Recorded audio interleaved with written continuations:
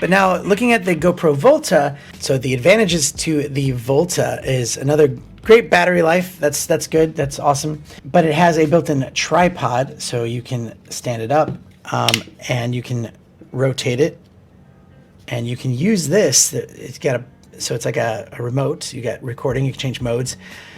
See your battery status. You can see the different modes that it's on at the top, and you can even power on the GoPro with it and power it off.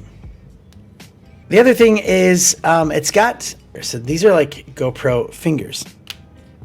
You can attach this to any, GoPro mounts. Like, so if you have like a backpack mount, if you have like something like on a race car, and you want that extra battery life, you can have it set up on there, and it's like strong. I love how it pops in and out. It's a cool, look at this, ready? So you press the button. Pops out.